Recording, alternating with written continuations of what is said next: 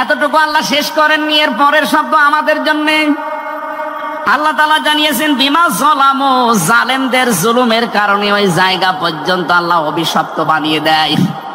বাংলাদেশের 630টা থানা কম বেশি প্রায় জায়গায় আমার যাওয়া হয়ে গেছে।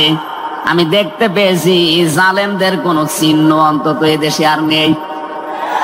ফাকতিয়া দাবিরুল কওমিল্লাযিনা যালামু, আল্লাহ বলেন জালেমদের শিকড় কাটা হয়ে গেছে। কতিয়া এটা মজহুল, এর ফাইল বা কর্তা জানা নেই। আল্লাহ বলেন জালেমদের শিকড় কাটা হয়ে গেছে, কে কেটেছে জানা নেই।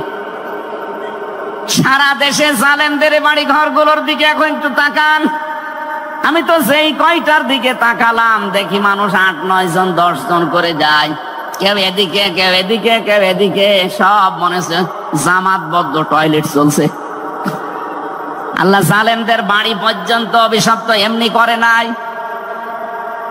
আমাদেরকে শিক্ষা দিতে চেয়েছেন এটা। এদের এত বড় শিকড় যদি সমলে আমি উপড়িয়ে ফেলতে পারি, ইন্না ফি যালিকা লাআয়াতাল লিকাউমিন ইয়ালামুন। এখানে লামে তাকিদ আছে, এখানে কত আলেম বসে আছে, শব্দ শুরুই করেছেন আল্লাহ ইন্না দিয়ে, মাঝখানে লামে তাকিদ দিয়েছেন। আল্লাহ পাক বলেন অবশ্যই এর ভেতরে শিক্ষা আছে কাদের জন্য, যারা জ্ঞানী সম্প্রদায়।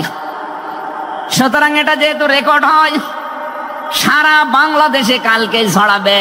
সবাইকে উদ্দেশ্য করে বলছি, জালেমদের এত বড় শিকড় যদি আল্লাহ কেটে ফেলতে পারে, আগামীতে যারা চেয়ারে বসবেন ক্ষমতায়, তারা খুব চিন্তা ভাবনা নিয়ে রাষ্ট্র চালাবেন, আপনার দ্বারা যেন জনগণের উপরে জুলুম হয়ে না যায়।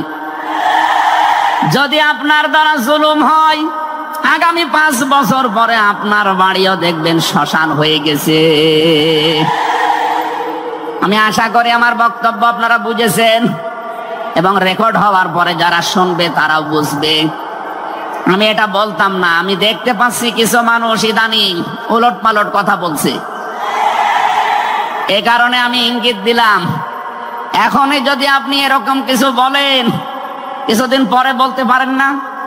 গতকালকে এক নেতা এইটা জানিয়েছে যে 15 বছর তো কোরআনের অনুষ্ঠানে অনুমতি লাগতো, আমরা যদি আসতে পারি অনুমতি দেব না। আপনি এ কথা বলবেন আমরা জানি, তো কিছুদিন পরে বলতে পারলেন না, আগেই বলে দিলেন, মানুষ তো সব চিনি ফেলবে। এই জন্য আমার মনে হয় আপনি ভুল করে ফেলেছেন।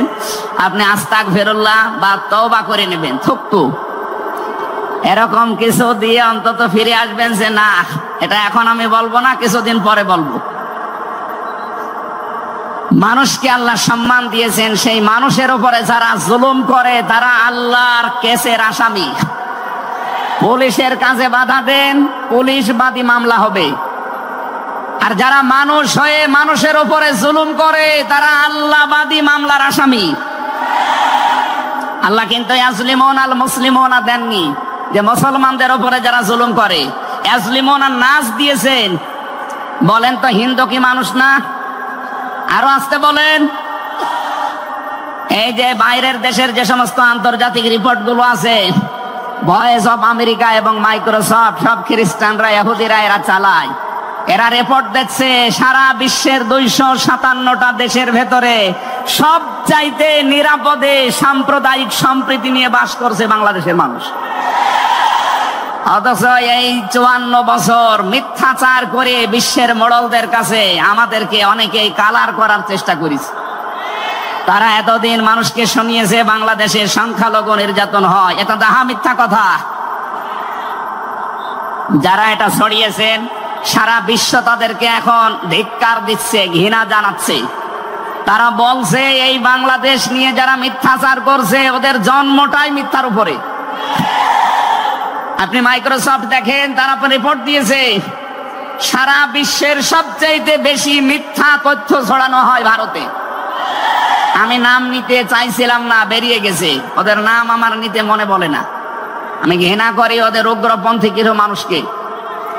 হিন্দু ভাইরা আমাদের শত্রু না, কিছু উগ্র আছে যারা জঙ্গি, ওরা এই নামটা মুসলমানদেরকে দিয়েছে, অথচ সবচাইতে বড় জঙ্গি এই উগ্র হিন্দুরা।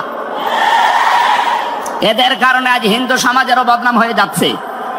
পরিষ্কার কথা শোনেন বাংলার মানুষেরা, একটা মুসলমানকে যদি আঘাত করেন একটা গোনা হবে, কোন অমুসলিমের গায়ে হিন্দুর গায়ে যদি আঘাত করেন ডবল গোনা হবে। একটা জুলুমের গোনা আর একটা আমানতের খেয়ানত করার গোনা।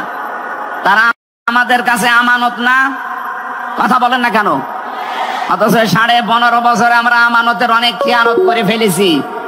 আগামীতে এই খেয়ানত হবে না ইনশাআল্লাহ। বিশ্ব ইসলামী আন্দোলনের সর্বজন শ্রদ্ধাভাজন নেতৃত্বে যিনি আছেন, আপনাদের সিলেট বিভাগের কৃতি সন্তান, উনি অলরেডি জানিয়ে দিয়েছেন এদেশে যদি ইসলাম আসে সবচাইতে বেশি নিরাপদে থাকবে অমুসলিমরা।